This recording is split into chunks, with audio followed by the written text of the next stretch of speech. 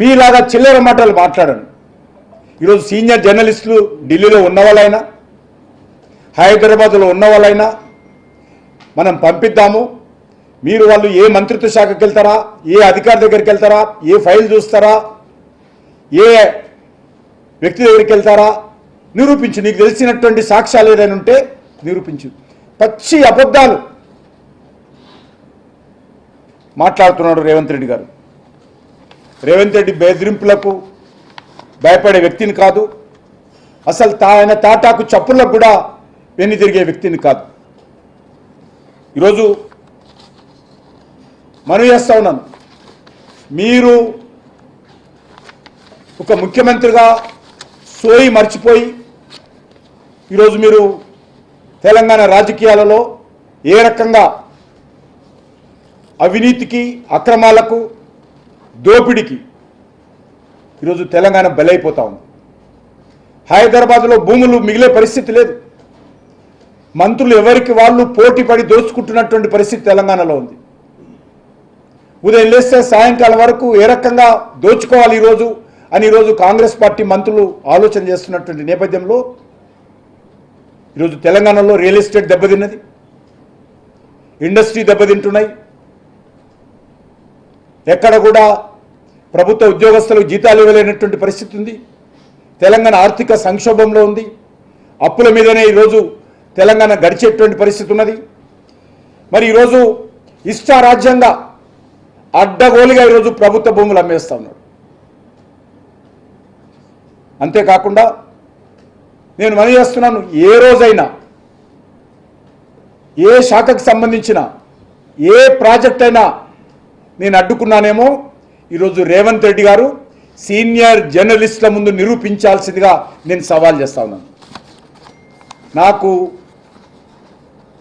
నీచ రాజకీయాలు రావు, నాకు నీ లేక చిల్లర రాజకీయాలు నాకు రావు. మీలాగా ప్యాంటులలో తొండలొద్దులే అలవాటు నాకు లేదు. మీలాగా కళ్ళు పీకి గోళీలు ఆడుకునే అలవాటు నాకు లేదు. పొట్ట చీల్చి మేడలు పేగులు వేసుకున్నట్టు అలవాటు నాకు లేదు.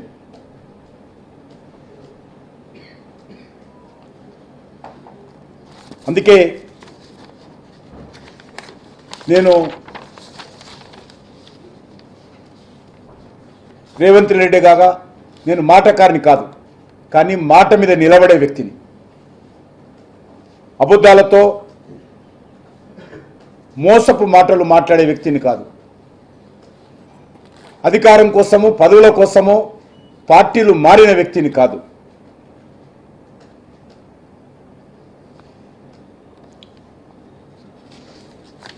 ఈరోజు నేను ఒకటే చివరగా మనవి చేస్తా ఉన్నాను, మీరు గత 2.5 సంవత్సరాలుగా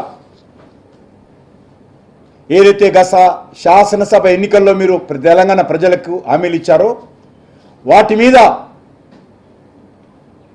చర్చకు సిద్ధంగా ఉన్నారని అడుగుతా ఉన్నాను. ప్రెస్ క్లబ్లో చర్చకు వస్తావా, లేకపోతే అసెంబ్లీ ముందు తెలంగాణ అమరవీరుల స్తూపం దగ్గర చర్చకు వస్తావా? నేను సిద్ధంగా ఉన్నాను. ఈరోజు ఏ గ్యారంటీ అమలు చేశావని అడుగుతా ఉన్నాను. వచ్చినటువంటి మిగులు బడ్జెట్తో ఉన్నటువంటి తెలంగాణ రాష్ట్రాన్ని మరి ఈరోజు అప్పుల రాష్ట్రంగా మార్చారు. బీఆర్ఎస్ హయాంలో, కాంగ్రెస్ పార్టీ హయాంలో ఒకే రకమైనటువంటి పరిపాలన, ఒకే రకమైనటువంటి దోపిడీ, మరి దోచుకోవడము, దాచుకోవడము, తెలంగాణ ప్రజలను వంచడము. ఈరోజు 2 పార్టీలు వాళ్ళు 10 సంవత్సరాలు చేశారు. 2.5 సంవత్సరాలుగా కాంగ్రెస్ పార్టీ రేవంత్ రెడ్డి చేస్తూ ఉన్నాడు. తెలంగాణ ప్రజల బతుకులు మారలా. ఏదో ఈ 2 సంవత్సరాల్లో మొత్తం తెలంగాణ అంతా బాగైపోయింది అనేటువంటి విధంగా ఈరోజు రేవంత్ రెడ్డి వ్యవహరిస్తున్నాడు. దేంట్లో మారిందని అడుగుతా ఉన్నాను. భూముల అమ్మకంలో మారింది. టీఆర్ఎస్ టైంలో ఉంటే ఇంకా ఆయన పెంచి పెద్ద చేశాడు. అవినీతిలో మారలా, అక్రమాలలో మారలే, అహంకారంలో మారలే, అబద్ధపు ప్రచారంలో మారలే, మోసం చేయడంలో మారలే, ప్రజలను మభ్యపెట్టడంలో మారలేదు. ఒకే రకమైనటువంటి పరిపాలన. ఈ 2 పార్టీలు అప్పులు తెచ్చి షోకులు చేస్తున్నారు. తెలంగాణను ఈరోజు తెలంగాణ ప్రజలను అప్పులతో బలిపెట్టేటువంటి ప్రయత్నం చేస్తా ఉన్నారు.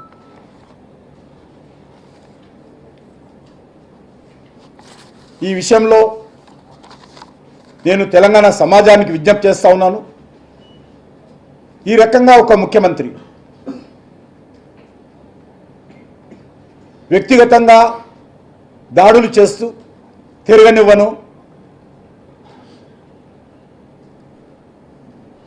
పొలిమేరలు దాటనివ్వను అని మాట్లాడుతున్నటువంటి విషయంలో తెలంగాణ సమాజం అంతా కూడా రేవంత్ రెడ్డి వ్యవహారం అర్థం చేసుకోవాల్సిందిగా నేను ఈ సందర్భంగా మనవి చేస్తూ